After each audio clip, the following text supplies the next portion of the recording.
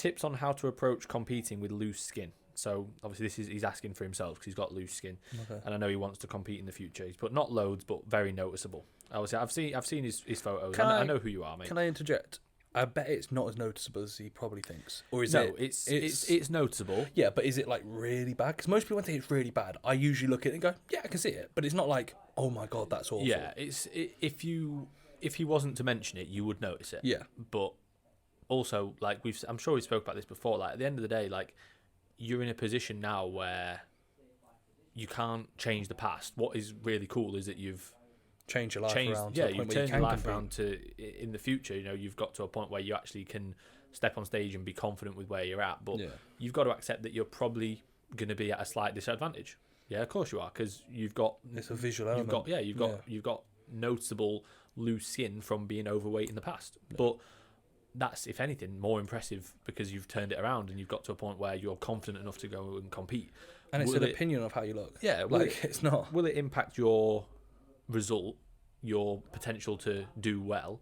Yeah, like let's be honest, of course it will. But you could have horrendous genetics but still compete. Yeah, but it's not the be all and end all. Yeah, and the result isn't the be all and end all. No, you're not going to say, "Oh, I can't win a show, so I'm never going to compete," or "I'm not going to bodybuild." It's not all about winning. We don't do it from a competition standpoint, you know. And if you do, then I'd question. Like, it's a long process where you probably will fall out of love with it. Yeah, like you do what you do because of training, because of progressions, and like. Let's say, for example, if we were to be told you're never going to win a show ever again, like, firstly, Finn's only got one experience of that, actually two with the men's physique, but let's say bar the bodybuilding one, like, you wouldn't be like... How many wins have you got? 4. Have you?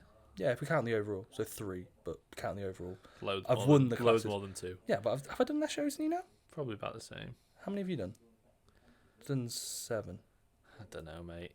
This year's a blur. Yeah, I can't even think. I'm too lean. I don't even know. I haven't got the energy. I did one the first year, yeah, first time, and then this year I think I did. Did I do 5? Okay.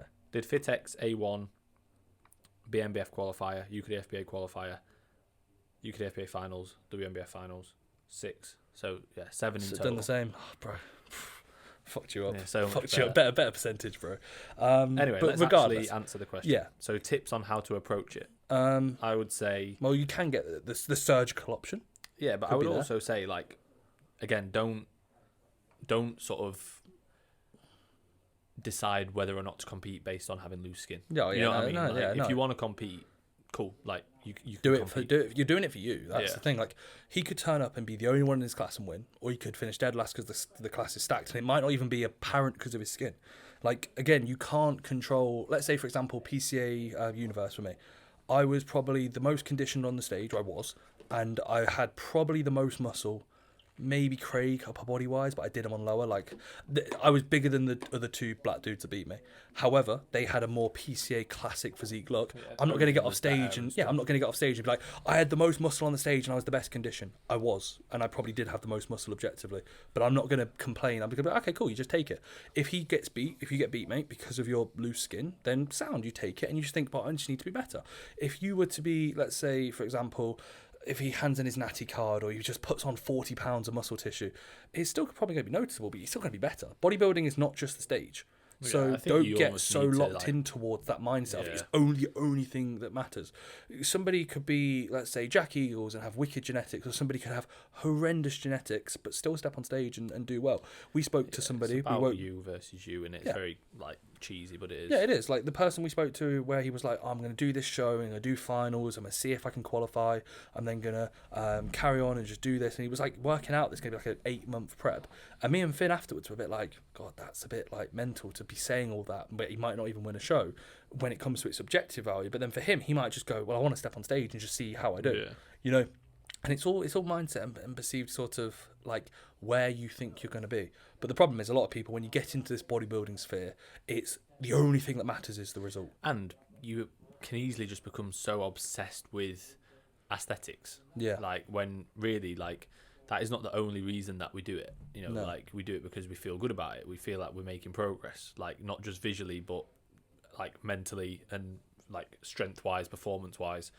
So I would focus more on that than just the fact that you've got loose skin. But if you were to try and put yourself in a better position competitively, then yes, you've got potential of getting surgery to reduce that.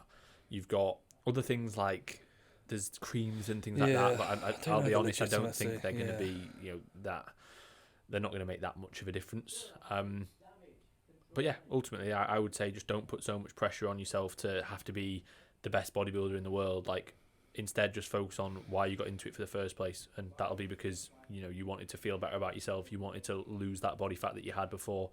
So when it comes to competing, just accept that is something that is going to be evident, and almost like accept that is part of where you're at, which is fine.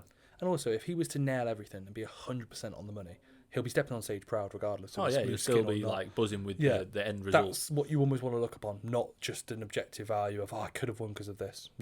People are going to have better genetics. You could be a genetic freak. There's better people with probably smaller waists, wider shoulders, better quad insertions, everything. It happens. So yeah, I wouldn't change how I am from that. You could, in regards to posing, there's ways that you can hit poses that's going to potentially hide it slightly better.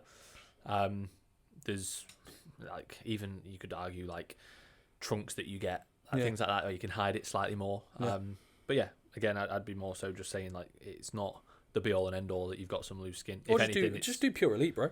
Yeah, just do pure elite. You'll win a pro card and you'll be sound, bro. So that's what we had as avoid at all costs. Avoid at all costs. Yeah, right.